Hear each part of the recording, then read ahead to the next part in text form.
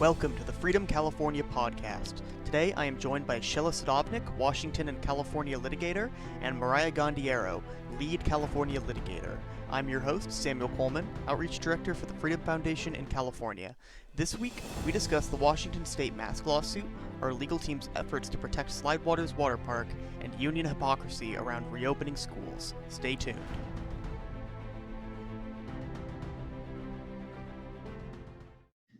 All right, well, welcome to the Freedom California podcast. I'm joined today by Shella Sadovnik, litigator for California, and Mariah Gondeiro, another litigator for California. I'm Sam Coleman, Outreach Director here in California. So what we're going to be talking about today is we are going to be discussing the mask lawsuit that the Freedom Foundation in Washington is currently engaging in. We're also going to be talking about Slidewaters, which is another lawsuit where the Freedom Foundation is stepping in to protect a small business. And then we're going to finish things off by talking about the politicization of the COVID-19 pandemic here in California. So Shella, why don't we start off by telling us why is the Freedom Foundation involved in this mask lawsuit? Yeah, great question. So the Freedom Foundation generally focuses on First Amendment rights for public employees. So a lot of times they're stuck in unions and they do not want to be stuck in those unions. And those unions are taking dues out of their paychecks and supporting causes that these public employees don't support. So we've been standing up for the rights of those people. But the thing is that we've hit some unprecedented times, and the government encroachment on our free speech and due process rights has really never been greater than it is right now with this COVID epidemic, which, you know, even the CDC at this point has dropped it to epidemic and below. Side note, what that means is when it hits a certain number of deaths per day, it no longer is a pandemic, and then it no longer is an epidemic, and then it's no longer an emergency. And that's definitely the case in Washington. So initially, we'd filed a lawsuit against the local health officer of Thurston County, which is a county in the state of Washington. And that local health officer had required that everyone in Thurston County wear masks. And this was a joke because there were 4 people that died of COVID, and now we don't even know if those 4 really are dead from COVID or they're dead from gunshot wounds, right, that they also happen to have COVID, you know? Right. So all those, the county where it happened and the mask requirement happened, it was kind of absurd. That edict by that local health officer got withdrawn after our lawsuit was filed, which was a big victory for us. Although it was then a Pyrrhic victory, because then the governor came out and issued his order requiring everyone in all counties to wear masks. Right. So once it expanded to that, we then filed a lawsuit against the Secretary of Health. He's the one who initially made this mask or face covering directive. And so we have a lawsuit currently pending. We have 7 or 8, I believe, plaintiffs, individuals who believe strongly that wearing masks violates their free speech rights. And what do I mean by that? I guess, and please feel free to jump in and ask me questions if I'm going on too long, but what they mean by that is that wearing a mask has now become virtue signaling. Right. When you wear a mask, especially when you're wearing it outside walking your dog, you're basically saying, I support everything the government has done, even though they have flip-flopped 1,000 times, closed my churches, closed my businesses, and all with no real scientific backing for this. So wearing a mask kind of says, I support the government's bad decisions that have affected my liberties. And people don't support that. So Shella, I guess one question for me here is, Is it any concern here about masks or certain masks not being effective? Because, you know, I saw this video on Facebook of somebody blowing through a mask, trying to blow out a lighter, and they were saying, well, if air passes through the mask, it's a bad mask, and if air doesn't pass through the mask, it's a good mask. And I have one of those masks here. It's from Target. So I put it on. I have a lighter, and Oh, I want to see this. Oh my God. you can buy this at any major store, really, and it goes right out. Wow. That was a very light, very, very soft blow. And I have here another mask. It's our optouttoday.com mask, which we're giving to our canvassers once they're back out on the street. This one you put right on. There you go. The lighter again. You can see there, it doesn't go out. Yeah. So is part of this concern, Shella, that people are wearing masks, some masks, most masks maybe, aren't even effective. And it sounds like what you're saying is it's more of a virtue signal than actually protecting yourself. Yeah, absolutely. I think that's a really good point. I think it's two parts. One, that, you know, we don't even know how effective masks are. And we certainly don't know how effective anyone's random mask is. You know, you've seen on like Twitter, I think it was Chrissy Teigen, she had a crochet mask, literally crochet, like with big holes, you know. Yeah. I don't know. I can't imagine that working. Yeah, exactly. I mean, it looked really good. I'll give her that. Yeah. You know, she's very beautiful. But yeah, it was kind of ridiculous. So yeah, that's definitely the case. And, you know, the other thing is, had they told us in the very beginning, like 6 months ago, you should wear a mask, you know, people, the scientific community still had some credibility. Unfortunately, and I understand the science changes, we just don't know, but that's not how, you don't make policy based on not knowing, when it's like destroying the economy and preventing people from speaking out and saying their opinions and what they believe in. You know, all our rights are infringed based on science that's changing constantly all the time. You know, if you want to make a law, okay, make a law, and then as soon as the science changes, change the law. But it's like kind of crazy. All these mask cases come down, all the mask laws come down at the end, when we don't actually, we already know that the number of cases are increasing only because they're doing the number of testing, but the number of deaths have like significantly decreased. We realize this isn't as serious of an illness as we thought, but instead of loosening restrictions, we're creating new ones. It's just so backwards. So oh, sorry. I just wanted to point out, Shella, I saw, you know, in the complaint that you filed in Washington, I think in the statement of facts, you pointed out how in the amount of deaths that have occurred as a result of COVID is almost equal to the amount of people who have died from influenza. Am I right there? Yeah. And you know, all the time the projections before were like 2 million people were going to die, 1 million people were going to die. I mean, I don't even want to get into what's happening in other states. I'll tell you that in the state of Washington, this is not a serious issue. It hit a nursing home community, and after that, there's just not been a real pandemic here.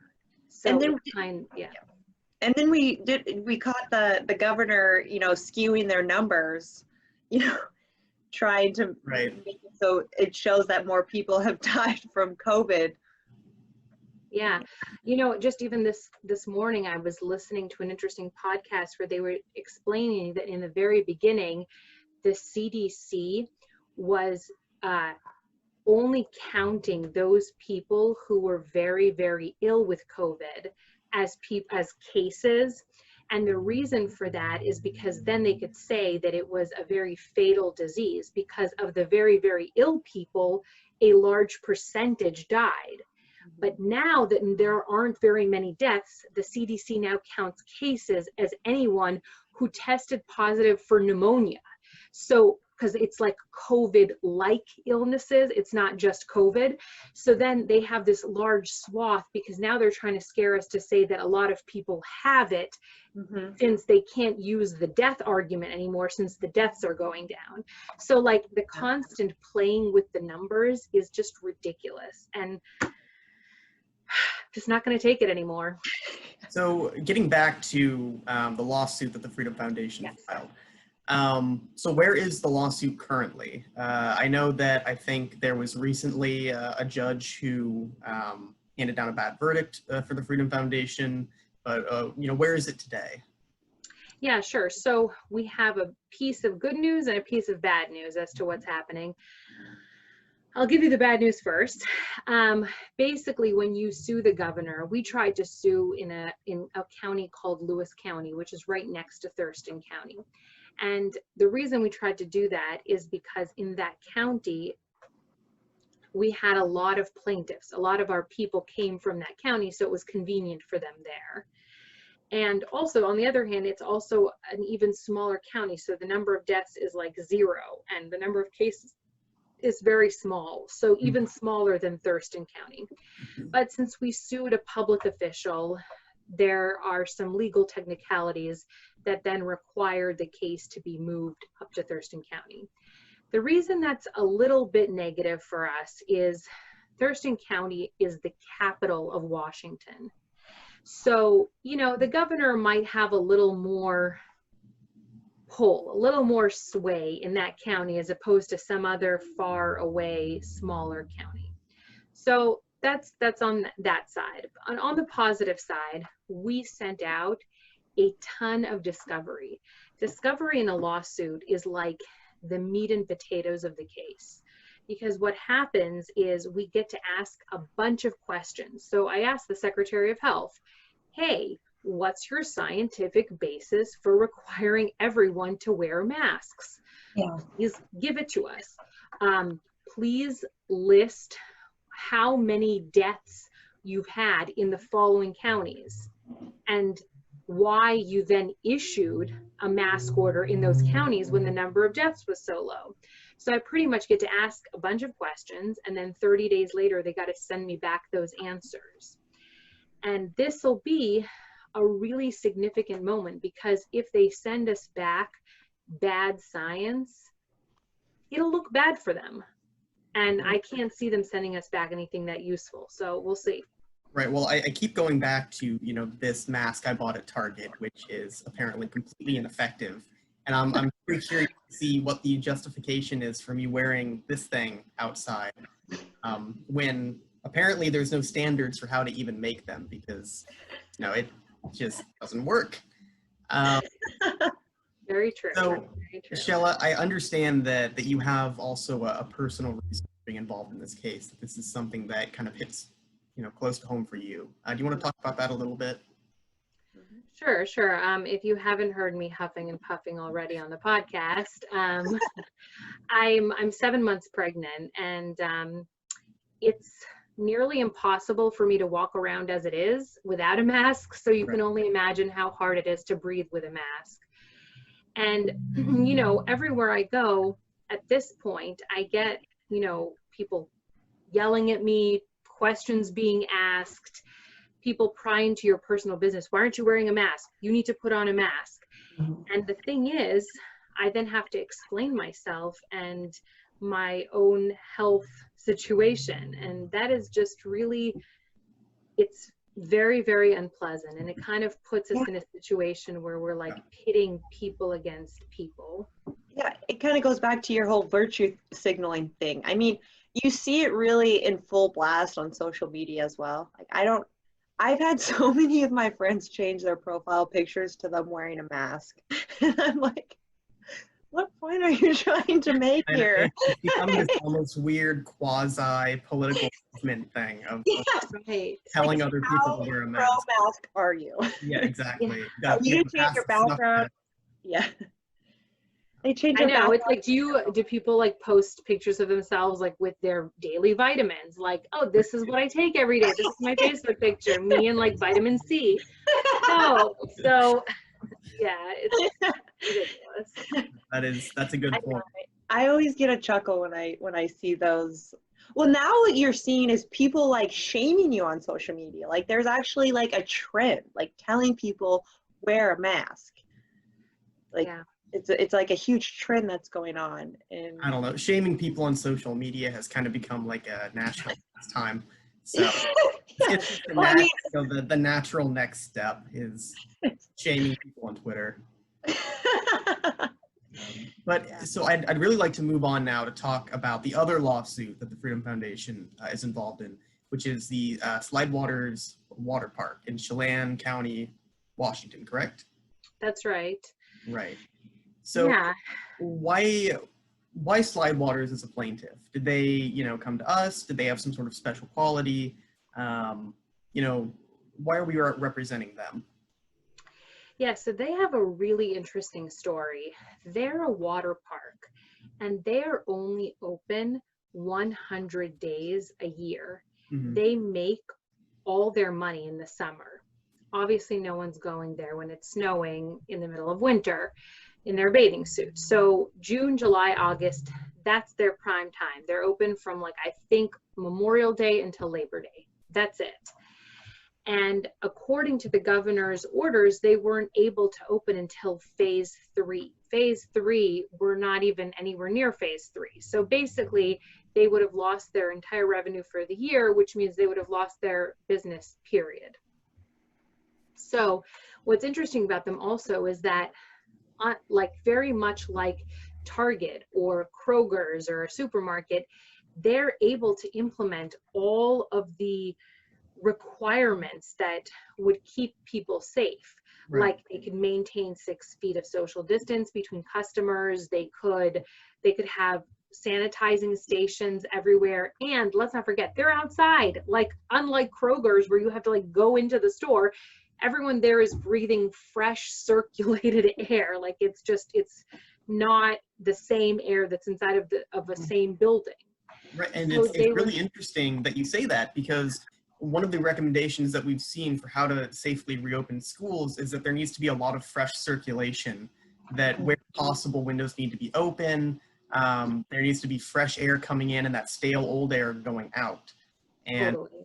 Yeah, so even I believe now that the CDC has said that they don't believe that coronavirus really is transmitted on surfaces. They believe it's almost primarily transmitted through the air. And that was a big fear for people starting off this thing, is everyone thought that if you shook hands with somebody that you were going to get it, but it turns out it's just not that way. So it does raise some real questions about why an outdoor water park is more dangerous than going grocery shopping indoors. Yeah, exactly. So they came to us and asked for help, and we filed a lawsuit on their behalf. Shella, what's the theory, the legal theory? Right. So the legal theory is that they have a due process right to run their business as they see fit, and that there shouldn't be discrimination between businesses, like certain businesses like a Kroger versus them in terms of reopening. It's not fair considering the fact that they are able to maintain certain safety precautions that any other phase 1 essential business could maintain. And lastly, just that the governor did not have the authority to issue such an order when it really is arbitrary in a sense. Why choose? It's kind of like what happened with all the small businesses. Like you could buy furniture at a Walmart, but you can't buy furniture at your local little business. What's really the difference? Right. So I imagine, Slidewaters has probably seen some backlash from the state. Typically, the state doesn't like it when you challenge their power. So, what kind of backlash or penalties have they seen? Yeah, it's really, really terrible. They have been shut down by the labor and industries arm. It's an agency of, it's a government agency, a state government agency. And the kind of penalties that they could be subject to if they disobey are so huge and so numerous. First of all, there's a $10,000 fine for every day that they are open. Oh my God. And then that makes them, one day of that fine makes them a repeat offender. So for example, later they find out their burgers were undercooked. That would make them, they're considered, even though that would be their first violation, they're already considered repeat offenders because they have this other violation. Their owner could be subject to 2 different types of gross misdemeanors, which in the state of Washington is 6 months in prison. They could lose their business license, they could lose all their permits, and the Department of Health, these are like all separate fines, could fine them $500 a day. Yeah, so there's just tons and tons of fines and possible jail time for the owners. Wow. Yeah. I mean, But Just can't get any worse. That's just about as much as you can handle, you know, as a business owner. right. So what is the current status of the legal action? Yeah, so this is an interesting legal scenario because we learned a lot from the Slidewaters lawsuit when we filed the mask lawsuit. The Slidewaters lawsuit had a First Amendment, which is a federal law component to it. So the Washington Supreme Court also, or the Washington Constitution also has free speech. It's just not called the First Amendment, it's called free speech. Mm-hmm. So because it had like a federal component, the governor was able to remove the case to federal court. Then in federal court, we lost on our preliminary injunction, which is a request up front that the judge do something about this before the end of the case. Since a case could drag on for 2-3 years, these people aren't going to be in business in 2-3 years. There's no way to kind of like recoup their losses. So what you do is you ask, hey judge, can you do something right now to put a stop to this order just until the end of the case so that we could at least function? So we lost on that, unfortunately. And that kind of ended up dismissing the case. So as it stands right now, we're appealing the case to the 9th Circuit, which is the next highest court right below the Supreme Court. Gotcha. Okay. All right. Well, Mariah, Shella, thank you for talking with me. We're going to take a quick break and then we'll be right back. Sounds good. If you like what we do at the Freedom Foundation and you want to see more of it, consider making a small financial donation. The Freedom Foundation is a 501c3 nonprofit and all donations are 100% tax deductible. Visit freedomfoundation.com/donate. All right. Well, Shella and Mariah, thanks for sticking around. So what we're going to be moving into now is how some of these unions have started politicizing the pandemic. And what we're talking about here was there was an article written in this very pro-union newspaper called The Stand, or I shouldn't call it a newspaper, it's an online journal type thing. But basically what they said was that safety, not politics, must guide the reopening of schools, which sounds great. You know, I agree with that. That's a good statement.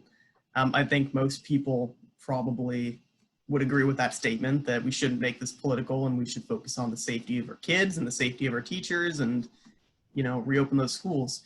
But the problem here is while they're advocating for, you know, not making things political, what the unions are actually doing is they're making it extremely political. So United Teachers of Los Angeles, UTLA, which is a teachers union, well, down in Los Angeles is the name, might give that away. They released a study recently that said that in order to reopen schools safely, you know, we need to do cleaning, we need masks for kids, we need masks for teachers, we need, you know, increased air circulation in buildings, and reasonable people can say, well, that's good, that's not good, we need this, we don't need that. But what they go on to say is that we also need Medicare for all. We need to defund the police because, and I believe their exact words were, police violence is one of the leading causes of deaths for people of color, or for children of color, rather. They go on to say that we need 500. It's just a lie. That's just not even, it's not even like a skewed statistic. It's just not true. I'm not going to say it's right. I'm not going to say it's wrong. It's a ridiculous thing to talk about when we're trying to open schools. I mean, again, reasonable people outside of reopening schools can go in and say, yeah, okay, that's a problem. Yeah, okay, that's not a problem. But when we're talking about trying to get schools open, it seems like, safety and not politics should guide this process, as Stan so lovingly said. But I mean, the list goes on of these just political wish list of things that we need to do to reopen schools that have nothing to do with reopening schools. So I guess the question is, who's actually out here politicizing the pandemic? Because I don't view what the Freedom Foundation does as political. I think what we do is we protect people's constitutional rights. We fight for the rights of businesses to operate. I don't think that's political. I mean, maybe I'm biased, but Shella, what do you think? Yeah, I mean, it's crazy how much politics have played a role in this whole COVID issue. Like, if you think about when I don't remember, it was 1,000 public health officials came out and said, if you're protesting the closures from the COVID epidemic, then that's bad and you can get COVID from that. But if you're protesting for Black Lives Matter or anti-racism, then that's more important and you're not going to get COVID. Essentially they politicize their medical profession. It's insane. Right. After you hear something like that, you're like, okay, I just don't even trust public health officials anymore. Right. Mariah, what do you think? Well, I think she kind of hit on something we were talking about last time, is how it's hard for people to respect these laws when you're not applying them uniformly and you're giving, certain subjects a special exception. Right. So, I guess the next logical question to ask is, how do we reopen schools safely? I think it might be wishful thinking to say that we just pretend like nothing's happening and we pop them open and see what happens. But I also think it's ridiculous for us to say, well, defund the police first and then see what happens. So is there a middle ground we can find here where we, maybe kids wash their hands, or what do you guys think? Well, I think it's funny. I just have to point this out in the article of the Stand. These teachers and the NEA and National Education Association, all those organizations that were part of this article, they were saying how health officials need to determine when schools reopen, and parents need to determine how they reopen. But at the same time, they're telling us how the schools are going to reopen. So I was really laughing when I was reading over that, because I was like, oh, okay, so parents get to decide. But actually, no, not necessarily. That's a good point. I mean, if I were ruler of the world or whatever it would be, I think there's two kind of options. The first one is in counties where just as a side note, a child under 20 has more of a chance of dying in a car crash on the way to school than dying of COVID. Children don't die from COVID at all. They just don't die. And they don't get sick. So it's just very, very rare. They're more likely to die of the flu. So that said, this isn't a real threat to children at all. So one option is you go county by county, and counties that have very low rates of infection and very low death rates, they just open up their schools. In counties that are more severely hit, I think I don't want to take the the credit for this, but John Podhoretz from Commentary Magazine, he had a great idea. His idea was bring in all the kids to school, have young people proctoring them, you know, like 25-year-olds who are also not going to get it, and then have teachers who are more elderly and more nervous about things Zoom on in. So they're going to have like Zoom classes, but in school. So the kids can still socialize and they can be somewhere out of their parents' hair so that people can resume normal lives. And I think that would be like a more extreme version if, you know, if it happens to be in a county that's a little bit more afflicted. But most 99% of counties in the United States at this point should be reopening their schools without question. Yeah. That's an interesting point, Shella. Oh, sorry, Mariah, I didn't mean to cut you off. Sorry, I just said that was the most intelligent answer I've heard. Yeah, I would say that as well. That seems like an intelligent approach to a problem, where we protect teachers who are a bit older who might get it from a kid. We put in people who are far less likely to have, you know, extreme cases of COVID into, you know, proctoring. You know, that sounds like a good metered approach to me. But I think that the one thing that really stands out to me here is, you know, I came from a home where it was one mom and 4 boys. I don't know how she survived, but she did. And I can't imagine her having to take work off to look after her 4 boys as we all attempt to go through school online. So I think this is one thing that is really being left out here, is the direct effect that this is having on families. Not only just, you know, okay, my mom needed a break sometimes. Let the 4 boys go to school so she can, you know, calm down a little bit and, you know, not go crazy. But also their ability to earn, you know, provide a living for their families. I don't see how you keep a whole family at home and also provide for them. I mean, I just don't see how that's possible. Yeah, unless you take it to the next step, which is the government then saying, and then we're going to issue you a check so you don't even have to work. Mhm. So, Yeah.